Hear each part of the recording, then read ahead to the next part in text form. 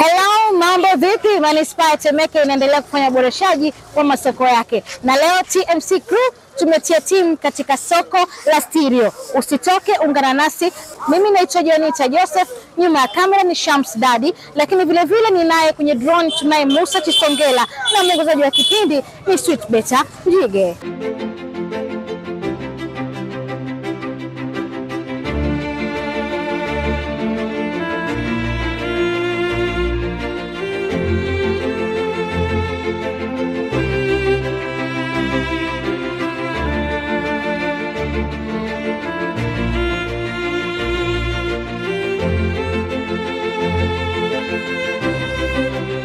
Hapa ni Temeke Stereo. Jina langu ni Godfrey Edward Askile, meneja masoko Manispaa Temeke.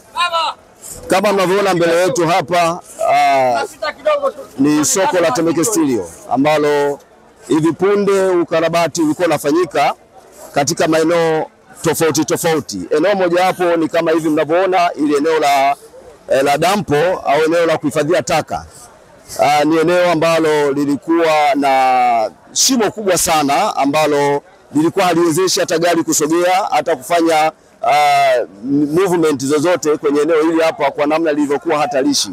Lakini kwa mpango mikakati wa halmashauri ya Manispaa Temeke chini ya mkurugenzi wetu na kamati nzima ya maendeleo ya manispaa imeweza kukarabati na kuweza kufukia hili shimo ambalo lilikuwa ni shimo kubwa sana.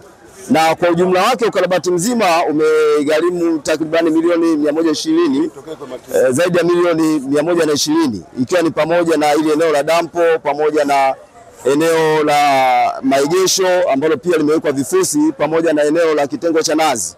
Lakini mbali ya hapo kuna maeneo mengine ambayo yamefanywa ukarabati kama ambavyo mnaona paa la eneo la vizimba maarufu kama Rutunda. Lakini pia kuna eneo lingine la mamalishe pia limefanyiwa ukarabati kwenye hilo paa. Soko la Temeke Stereo linabeba takribani wafanyabiashara 4,000 na karibuni 4,761. Takribani wote wanalipa ushuru wa manispaa kwa viwango kwa mujibu wa sheria.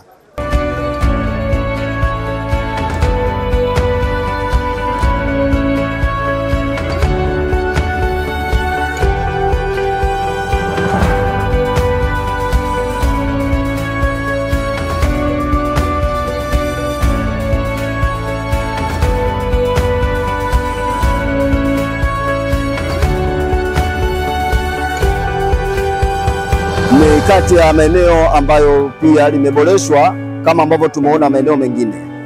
Nini kilichoboreshwa mahali hapa? Zaidi awali ili jengo lilikuwa na nguzo za chuma kama ambavyo unaziona hizi nguzo sasa hizi za sementi, kulikuwa na nguzo za chuma. Na hizo nguzo zilikuwa zimeoza kutokana na shughuli nzima zinazoendelea hapo ndani.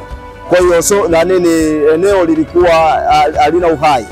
Lakini katika maboresho hayo ikiwa pamoja na bati kubadilishwa ile paa ambalo lilikuwa limeoza pia, na kipindi cha mvua shughuli nyingi zilikuwa zinasimama. Sasa kwa maboresho pia yameweza pia kulifanya eneo kuwa safi. Na ukizingatia ni sehemu ya machinjio ya kuku ambayo vitoweo vinaandaliwa. Kwa hivyo vinatakiwa viandaliwe katika mazingira ambayo ni safi. Kwa jina naitwa Mbaraka Sefu.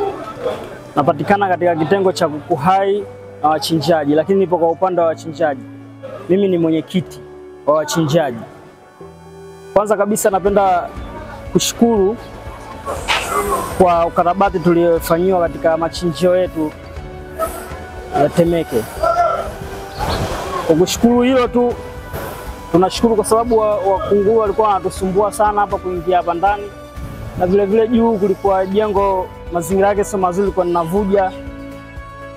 Na nguzo nazo zilikuwa za bomba lakini zikaikuwa za zege. Kwa ukarabati huo kwa ujumla sisi sote tunashukuru.